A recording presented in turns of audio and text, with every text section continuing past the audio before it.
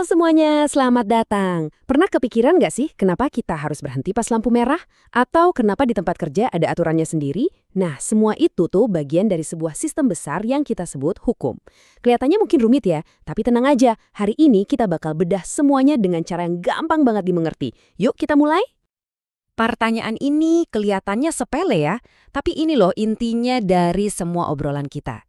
Sebelum kita ngomongin undang-undang negara yang ribet-ribet, kita mundur dulu sedikit.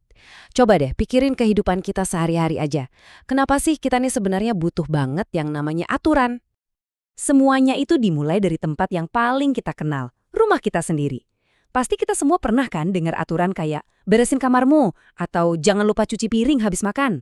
Nah, itu tuh bukan cuma omelan biasa, tapi aturan-aturan simple yang bikin rumah kita jadi nyaman dan teratur buat semua yang tinggal di dalamnya.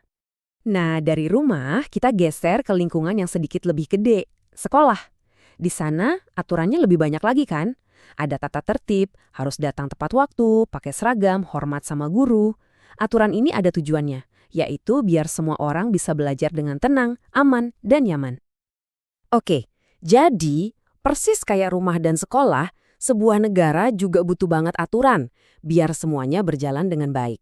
Nah, aturan dalam skala super besar inilah yang kita sebut peraturan perundang-undangan. Anggap aja ini kayak versi dewasanya dan versi resminya dari aturan-aturan yang kita temui setiap hari. Jadi apa sih sebetulnya peraturan perundang-undangan itu? Gampangnya bayangin aja ini kayak buku aturan resmi sebuah negara. Ini adalah aturan tertulis yang nggak dibikin asal-asalan, tapi dibuat oleh lembaga negara yang berwenang. Contohnya, Dewan Perwakilan Rakyat atau DPR bareng sama Presiden.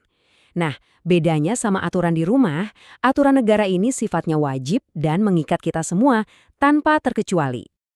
Tapi emangnya semua aturan itu sama aja? Oh tentu enggak. Bikin hukum itu nggak bisa sembarangan. Ternyata ada semacam checklistnya gitu loh, biar sebuah aturan itu dianggap sah, baik, dan adil. Ada 2 syarat utama yang jadi fondasinya. Yuk kita bedah satu persatu. Hukum yang baik itu berdiri di atas 2 pilar penting. Yang pertama namanya asas formal. Ini ngomongin soal gimana caranya aturan itu dibuat. Siapa yang bikin, prosedurnya udah bener belum? Misalnya nih, undang-undang itu harus dibahas dan disahkan oleh DPR. Nah, pilar kedua adalah asas material. Ini soal isinya. Aturannya adil nggak, bermanfaat buat masyarakat nggak, dan yang paling penting, isinya jangan sampai bertentangan sama konstitusi kita, UUD 1945. Jadi, keduanya ini harus ada. Prosesnya harus benar dan isinya juga harus baik. Oke, jadi kita udah tahu nih kalau aturan itu harus dibuat dengan proses yang benar dan isi yang baik. Sekarang pertanyaan selanjutnya adalah, buat apa sih semua ini? Apa sebenarnya tujuan atau fungsi utama dari hukum? Ternyata perannya ada 2, dan dua-duanya ini krusial banget. Yuk kita lihat gimana 2 fungsi ini bekerja bareng kayak 2 roda gigi yang saling menggerakkan negara kita. Pertama, ada yang namanya fungsi internal.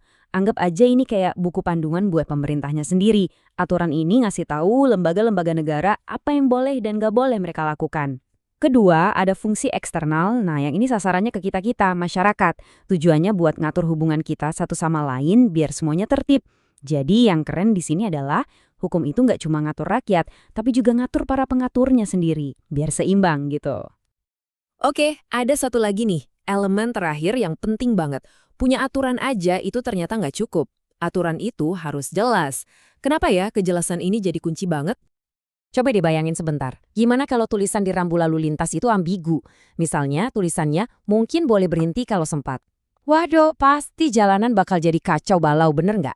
Nah, prinsip yang sama persis berlaku buat semua hukum.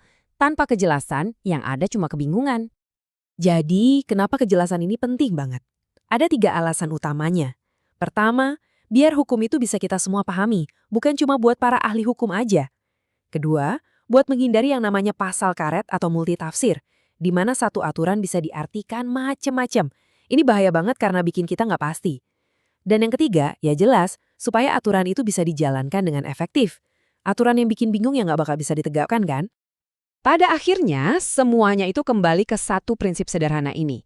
Mulai dari aturan kecil di rumah sampai hukum negara yang kompleks, intinya ya tetap sama.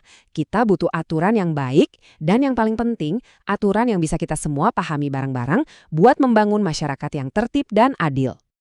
Nah, Sebagai penutup, aku punya satu pertanyaan buat kamu. Setelah kita ngobrolin semuanya, kalau kamu bisa bikin satu aja aturan yang harus dipatuhi oleh semua orang di dunia ini, kira-kira aturan apa ya itu? Coba deh direnungkan. Makasih banyak ya udah nyimak bahasan kita kali ini.